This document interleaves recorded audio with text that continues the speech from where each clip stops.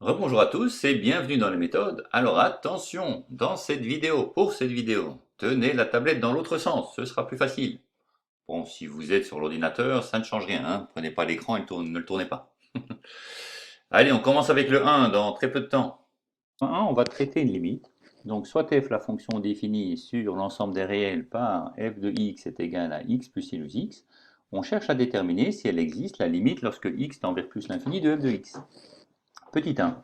En utilisant éventuellement la calculatrice, dire si la fonction sinus a une limite en plus l'infini, montrer qu'on ne peut pas utiliser les théorèmes relatifs aux opérations sur les limites. Petit 2. Déterminer alors la limite lorsque x tend vers plus l'infini de f de x. Conseil. Pour la question 1. Pour des valeurs croissantes de x, les images de x par la fonction sinus x peuvent être aussi bien positives que négatives. Pour le point 2, la fonction sinus x est bornée. Voilà, si vous avez une petite idée, vous pouvez démarrer tout de suite, hein. Arrêtez la vidéo, faites l'exercice, et puis vous regardez avec moi la résolution après. Si par contre, comme c'est une méthode, je n'attends pas que vous sachiez le faire directement, vous préférez me suivre directement, libre à vous. Alors, la fonction est f de x est égale à x plus sinus x. Et dans la première partie, on veut donc déterminer si la limite lorsque x tend vers plus l'infini de sinus x existe. Donc si cette sinus x existe. Alors, eh bien, il faut un tout petit peu se rappeler que la fonction sinus x, en fait, c'est une fonction périodique. Donc sinusoïdale veut dire que si là je mets 1 comme valeur de y et là moins 1, la fonction sinus x va augmenter, diminuer, augmenter, diminuer, etc. périodiquement, avec une période ici de 2π. D'accord? Donc là on a x, là on va avoir y, et là on a la courbe qui représente sinus x. Donc on va avoir une certaine périodicité ici, entre les deux points maximum. Voilà. Alors, sachant ça, quelle va être la limite lorsque x tend vers l'infini, plus l'infini de sinus x? Eh bien, comme on peut le voir, puisque cette fonction elle oscille entre des valeurs positives et des valeurs négatives au fur et à mesure, lorsqu'on va aller vers plus l'infini, vers quelle valeur va-t-on atteindre? Eh bien, on ne va pas vraiment atteindre une valeur, puisque ça ne va pas arrêter d'augmenter, puis diminuer, puis augmenter, puis diminuer, etc.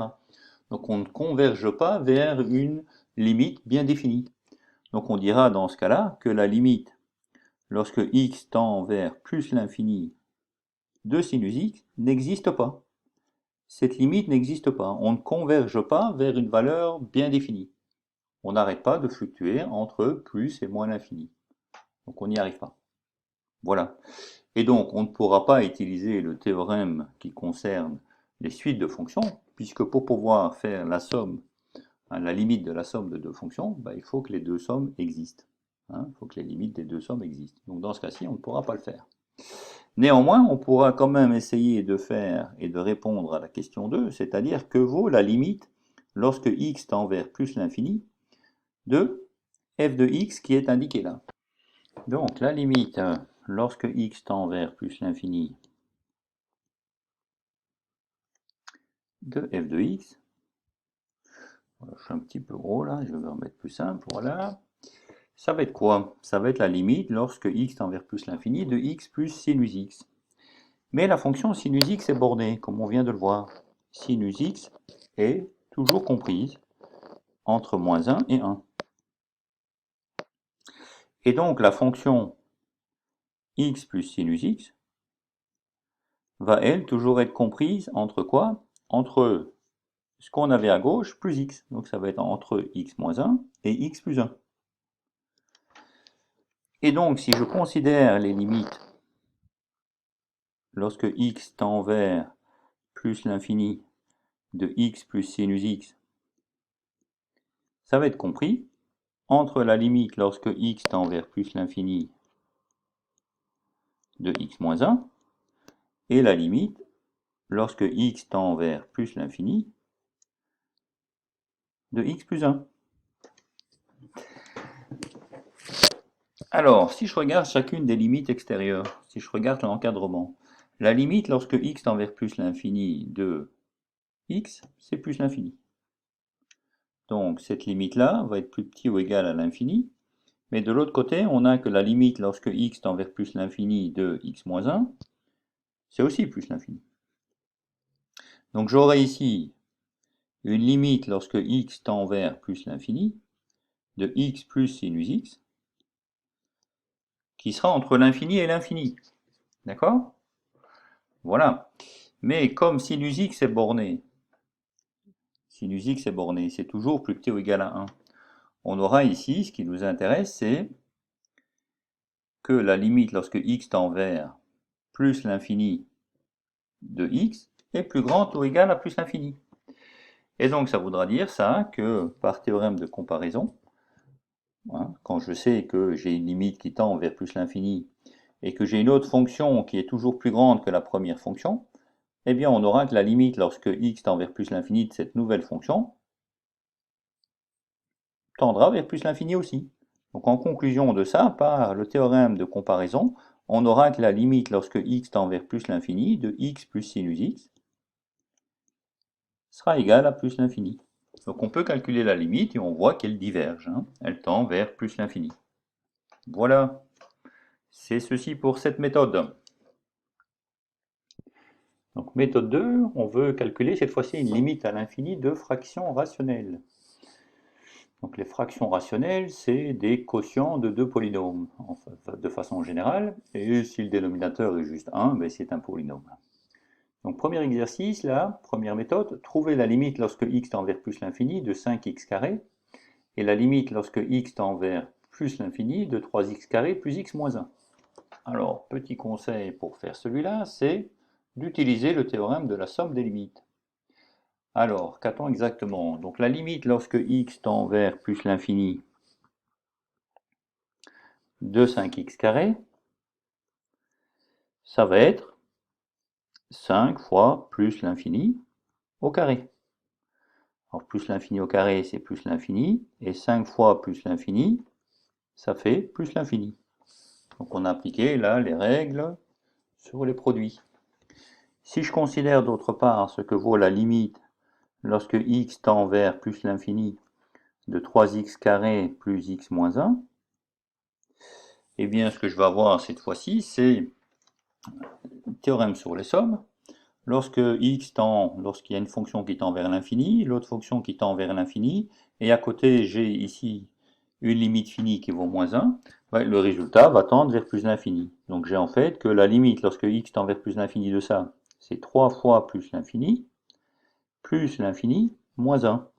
Or 3 fois plus l'infini par le théorème sur les produits, c'est plus l'infini moins 1. Alors plus l'infini, ça fait plus l'infini, moins 1, et plus l'infini moins 1, ça reste bien plus l'infini. Donc tout ça par somme et produit. Là, j'ai démontré qu'effectivement, ou j'ai montré plutôt, c'est pas une démonstration en tant que telle, j'ai montré que la limite lorsque x tend vers plus l'infini, de 3x carré plus x moins 1, c'est plus l'infini. Voilà. Alors, si on revient cette fois-ci sur l'exercice 2, on nous demande de chercher que vaut la limite lorsque x tend vers plus l'infini de 5x carré sur 3x carré plus x moins 1. Donc ça, c'est vraiment une fraction rationnelle, hein. C'est un quotient de deux polynômes. Et donc, on veut regarder dans ce cas-ci que petit a, on veut constater que le théorème sur le quotient de deux fonctions conduit à une forme indéterminée, et on va s'inspirer des techniques relatives aux suites pour déterminer cette limite.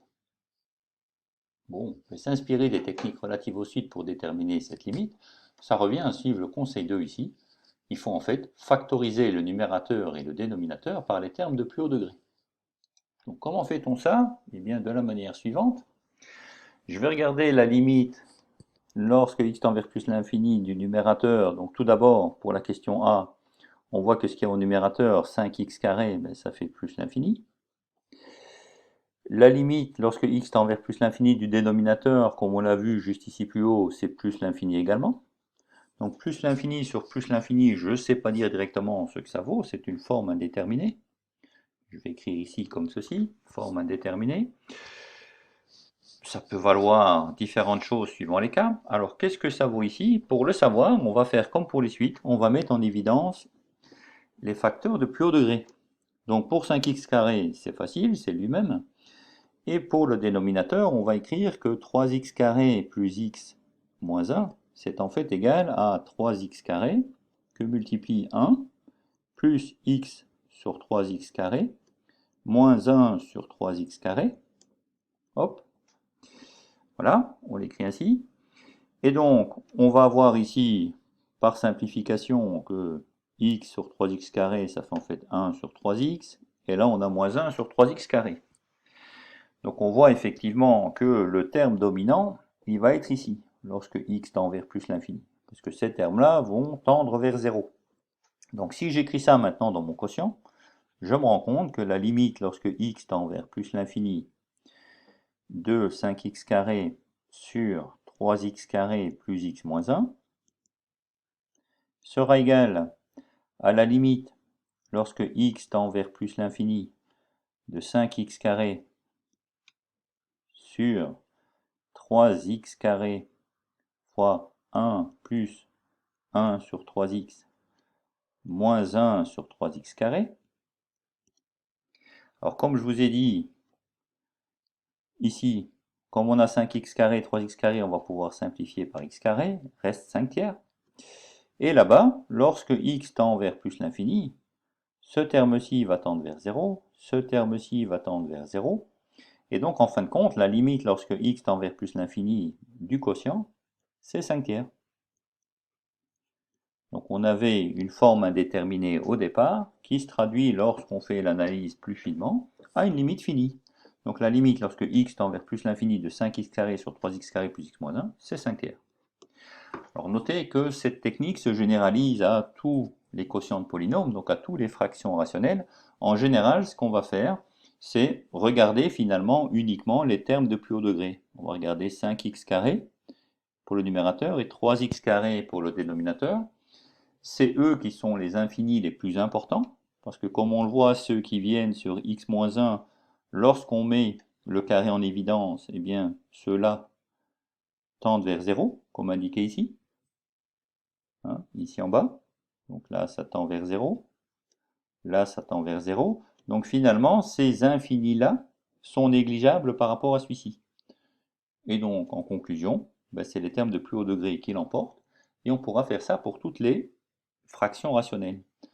À savoir que quand le numérateur sera du même ordre de grandeur que le dénominateur, donc tous les deux des x carrés, comme ici par exemple, ou tous les deux des x cubes et compagnie, eh bien la limite ce sera le rapport des coefficients de ces termes. Si par contre on a un degré supérieur au numérateur, eh bien par simplification des termes de plus haut degré, il va rester du x en numérateur, et donc ça va tendre vers plus l'infini. Par contre, si le terme de plus haut degré est au dénominateur, eh c'est lui qui va l'emporter, et donc la limite tendra vers 0. Voilà, ça c'est la méthode 2. Passons gentiment à la suite. Dans la méthode 3, on nous demande de montrer que la fonction f de x suivante est continue en a égale 1. Alors cette fonction f de x est égale à x pour x plus petit ou égal à 1, et c'est égal à x carré moins x plus 1 pour x plus grand ou égal à 1. Voilà, petit conseil pour faire cet exercice. Une fonction f est définie, qui est définie sur un intervalle i de R et continue sur cet intervalle si, quel que soit a appartenant à i, la limite lorsque x tend vers a par la gauche de f de x est égale à la limite lorsque x tend vers a par la droite de cette même fonction. Donc dans le cas qui nous intéresse, puisque la fonction f de x est égal à x pour x plus petit ou égal à 1 et x carré moins x plus 1 pour x plus grand ou égal à 1, eh bien on va devoir étudier la limite lorsque x tend vers a par valeur plus grande, hein, en a qui est égal à 1. Donc la limite finalement, on peut écrire ça comme la limite lorsque x, on va l'écrire directement, lorsque x tend vers 1 par valeur plus grande. Eh bien dans ce cas-là, il faut regarder, si je vais par valeur plus grande, il faut regarder la deuxième partie de la fonction, c'est-à-dire x carré moins x moins 1. x carré moins x plus 1. Et lorsque x tend vers 1, ça va faire 1 au carré moins 1 plus 1. Alors moins 1 plus 1, ça simplifie, 1 au carré, ça fait 1. Donc la limite lorsque je vais par la droite, lorsque x tend vers 1 par la droite de la fonction, c'est 1. Quelle est maintenant la limite lorsque x tend vers 1 par la gauche? Eh bien, pour la fonction, lorsque je vais par la gauche, ça va être x. Parce que x est plus petit ou égal à 1. Donc quand j'arrive de 1 par la gauche, par valeur plus petite. Donc je vais regarder la limite lorsque x tend vers 1 par la gauche, eh bien ça vaut 1. Et donc je vois que la limite à gauche ici est égale à la limite à droite en ce point, et donc la fonction est continue en 1. La méthode 4 est assez similaire, elle demande de montrer que la fonction f de x suivante est dérivable cette fois-ci en a égale 1. Cette fonction f de x, cette fois, est définie comme f de x est égal à x pour x plus petit ou égal à 1, et x carré moins x pour x plus grand ou égal à 1. Et on nous dit, conseil, une fonction est dérivable en a appartenant à l'intervalle i si la dérivée à gauche est égale à la dérivée à droite en a. Voilà. Donc la fonction f de x est égale à x pour x plus petit ou égal à 1, est égal à x carré moins x pour x plus grand ou égal à 1. Donc la première chose à faire, si je veux voir si elle est dérivable en 1, ben, il faut que je calcule la fonction dérivée. Donc je vais calculer f' de x. Lorsque x est plus petit ou égal à 1, puisque la fonction vaut x, sa dérivée ce sera 1 pour x plus petit ou égal à 1. Lorsque je regarde, lorsque x plus grand ou égal à 1, bien, puisque la fonction vaut x carré moins x, sa dérivée ce sera 2x moins 1 pour alors pour x plus grand ou égal à 1. Voilà, donc ça c'est la fonction dérivée. Et donc, est-ce que cette fonction dérivée finalement est telle que la fonction est dérivable en 1? Eh bien, il faut donc regarder la limite lorsque x tend vers 1 par la gauche de cette fonction f' de x, et montrer qu'elle est égale à la limite lorsque x tend vers 1 par la droite de cette même fonction dérivée. Alors la limite lorsque x tend vers 1 par la gauche, eh bien ça va faire 1.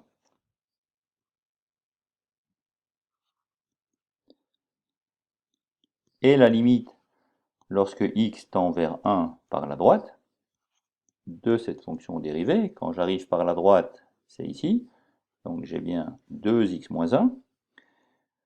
2x moins 1, quand je remplace par 1, ça fait 2 fois 1 moins 1, et donc j'obtiens 1 également. Donc, la limite lorsque x tend vers 1 par la gauche est égale à la limite lorsque x tend vers 1 par la droite, et donc la fonction est dérivable en ce point. Vous voyez, c'est une façon alternative de regarder la dérivabilité d'une fonction en un point. Plutôt, tout à l'heure, nous l'avions fait en utilisant la formule de la limite. Voici une autre façon de le faire, en calculant la dérivée et en regardant ce qui se passe lorsqu'on arrive au point considéré par la gauche et par la droite. Alors, la méthode 5, elle va nous servir à démontrer l'existence d'une solution unique à l'équation f de x égale 0. Donc ça fait penser tout de suite au théorème des valeurs intermédiaires. Donc ce qu'on veut faire, c'est montrer que l'équation, qui s'appellera E, qui a donc l'équation, c'est moins x cube plus x carré moins x plus 2 égale 0, admet une unique solution dans l'intervalle 1, 2. Alors les conseils pour résoudre cet exercice, donc dans cette méthode, c'est 1. Appliquer le théorème de la bijection. En fait, c'est un corollaire du théorème des valeurs intermédiaires. Et, évidemment, pour pouvoir l'appliquer en toute connaissance de code, il faut bien vérifier toutes les hypothèses du théorème. Donc que veut-on faire ici? On veut résoudre l'équation moins x cube plus x carré moins x plus 2 est égal à 0 et montrer qu'elle admet une solution unique dans l'intervalle 1, 2. Alors ça veut dire en fait qu'on veut considérer finalement une fonction f de x qui est égale à moins x cube plus x carré moins x plus 2 et montrer que l'équation f de x égale 0 admet une solution dans l'intervalle 1, 2 et une seule. Donc pour faire ça, on va appliquer le théorème de la bijection. Donc pour rappel, ce théorème, alors je vais vous représenter ici une fonction qui n'a rien à voir avec la vraie, hein, mais juste pour vous montrer ce que dit le théorème. Donc vous considérez une fonction, cette fonction est continue, voilà, donc pour la tracer de gauche à droite, je n'ai pas dû lever le crayon, ça c'est une des conditions pour appliquer le théorème de la bijection, la fonction doit être continue, dans un certain intervalle que je choisis, pouf, cette fonction est strictement croissante, elle pourrait être décroissante de la même façon.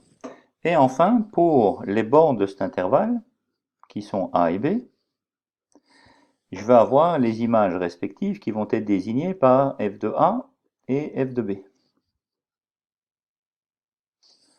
Voilà. Alors, que me dit le théorème de la bijection? Elle me dit que pour toute valeur k, ici, qui va se trouver entre f de A et f de B, donc par exemple celle-ci, je vais pouvoir trouver un antécédent qui sera entre A et B. Voilà. Et donc il y aura une solution à cet exercice. Alors dans ce cas-ci, ce qu'on veut trouver comme f de x, donc le point K, il sera en 0. Et donc on va réaliser ça dans le cas particulier du théorème de la bijection quand K vaut 0. Donc il faudra vérifier les trois choses pour la fonction. Premièrement, que la fonction est bien continue sur l'intervalle AB qui ici est l'intervalle 1, 2. Il faudra montrer que sur cet intervalle, la fonction est monotone, donc soit croissante, soit décroissante. Et enfin, il faudra montrer que la valeur k est bien comprise entre les valeurs f de a et f de b des images de l'intervalle, des bornes de l'intervalle. Donc il faudra vérifier que 0, puisque dans ce cas-ci, on veut vérifier que f de x égale 0, donc il faut vérifier que 0 est bien compris entre f de a et f de b. Ce qui n'est pas le cas sur mon graphe. Hein. Donc moi j'ai le théorème de la bijection dans le cas le plus général. Sur mon graphe, je n'aurai pas 0 compris entre f de a et f de b, puisque f de a est positif et f de b aussi. D'accord? Voilà, donc dans ce cadre-ci, comme je vous l'ai dit, ce que j'ai représenté n'est pas la vraie fonction. Donc voilà, vérifions ces trois points. Alors, est-ce que la fonction est continue sur 1, 2? Alors ça c'est facile, puisque la fonction f de x est une fonction polynôme. Oui, f de x est une fonction polynôme. Et bien, de manière générale, une fonction polynôme, elle est continue sur l'ensemble des réels. Et donc, en particulier, elle sera continue sur l'intervalle 1, 2. Donc ça, c'est bon, c'est une fonction continue. Deuxièmement, est-ce que cette fonction est monotone sur 1, 2? Alors, pour voir les variations de cette fonction et montrer qu'effectivement elle est monotone sur 1, 2, eh bien, il faut étudier la dérivée de la fonction. Donc, il faut calculer f' de x. Que vaut f' de x? Eh bien, la dérivée de moins x cube, c'est moins 3x carré. La dérivée de x carré, c'est 2x. La dérivée de x, c'est 1. Donc, dérivée de moins x, c'est moins 1. Et la dérivée de la constante, c'est constante 2, c'est 0. Donc, voilà, la fonction f' de x est égale à moins 3x carré plus 2x moins 1. Pour voir comment elle varie dans l'intervalle 1, 2, ben, ce qu'on va faire, c'est regarder les racines de cette fonction. Donc on va calculer delta. Delta, pour rappel, c'est b carré moins 4ac. Ça va donc être 4 moins 4 fois moins 3 fois moins 1. Alors moins 3 fois moins 1, ça fait 4. 4 fois moins 4, ça fait moins 16. 4 moins 16, ça fait moins 12. Donc le delta est négatif. Alors le delta est négatif, on travaille ici avec les nombres réels, donc un delta négatif veut dire que je n'ai pas de solution dans R. Si je n'ai pas de solution dans R, ça veut dire que le signe de la dérivée sera le signe du coefficient. Donc comme le signe du coefficient de x carré. Donc comme le signe du coefficient de x carré est négatif, ben ça voudra dire que la dérivée de la fonction en x est négative, hein, sur tous les réels en fait, et donc en particulier sur l'intervalle 1, 2. Et comme la dérivée de la fonction est négative sur l'intervalle 1, 2, ça veut dire que la fonction sera monotone décroissante. D'où f de x est monotone décroissante. Voilà, donc ça, maintenant on a montré donc que c'était monotone sur 1, 2. Encore faut-il vérifier maintenant que on va avoir que le 0 qu'on va obtenir est bien compris entre la valeur de la fonction en a et la valeur de la fonction en b, comme indiqué ici. Voilà, alors que vaut f de 1? Alors, f de 1 pour la fonction qui est égale à moins x cube plus x carré plus x plus 2, ben ça va faire moins 1 au cube plus 1 au carré, moins 1 plus 2, ça va faire combien ça? Alors, moins 1 au cube, 1 au cube, 1, moins 1, plus 1 au carré, donc ça fait moins 1 plus 1, moins 1 plus 2. Voilà, donc moins 1 plus 1, 0, moins 1 plus 2 plus 1, donc f de 1 vaut 1. Ça, c'est une première réponse. De la même manière, on va calculer f de 2. Alors f de 2, ce sera moins 2 au cube, plus 2 au carré, moins 2 plus 2, toc toc. Donc moins 2 au cube, ça fait 8, ça fait moins 8, 2 au carré, ça fait 4, plus 4, donc ça fait moins 8 plus 4, moins 4. Et donc 0, 0 lui-même, sera bien compris entre moins 4 et 1. Voilà. Donc on aura bien que les trois conditions pour l'application du théorème de la bijection sont satisfaites. La fonction est continue dans l'intervalle considéré. La fonction est strictement décroissante. Et en étant strictement décroissante, le 0 est compris entre 1 et moins 4. Et donc il va y avoir une et une seule solution à l'équation f de x égale 0. Donc si on essaye de représenter ça un tout petit peu, ce qu'on va avoir est la chose suivante. Donc j'ai ici un repère avec x, y. Je ne connais pas tout bien sûr sur la fonction, mais j'ai calculé que la fonction en f de 1, elle valait 1. Donc quand x vaut 1, y vaut 1. J'ai ce point-ci qui est là. Je sais d'autre part que en 2, la fonction vaut moins 4. Donc lorsque x vaut 2 ici, je vais venir en moins 1, moins 2, moins 3, moins 4, la fonction sera là. Qu'est-ce que je peux dire de plus? Ben, je peux dire que si je donne à x la valeur 0 d'après la forme de l'équation, je vais avoir que f de x vaut 2. Donc, voilà. Et donc, qu'est-ce que j'ai entre tout ça? Ben, je vais avoir ici apparemment une fonction qui va faire quelque chose ainsi. Bon, alors je ne suis pas très sûr effectivement de ce qui se passe là, parce que là on n'a pas étudié les variations, hein. Mais en tout cas, entre 1 et 2, la fonction décroît de cette manière-là, et il va y avoir effectivement une seule solution à l'équation f de x égale 0. Cette solution sera ici entre 1 et 2, et si on veut la définir très précisément, eh bien on peut le faire grâce à la machine à calculer. Voilà, donc ça on finit avec les méthodes, donc on en a vu un petit paquet, donc avec ça vous êtes déjà bien outillé pour faire la suite des exercices qui va arriver dès la prochaine vidéo, et pour le moment, bien, je vous dis, reposez-vous un tout petit peu, allez boire un verre, et retour dans 5 minutes pour les exercices. À bientôt.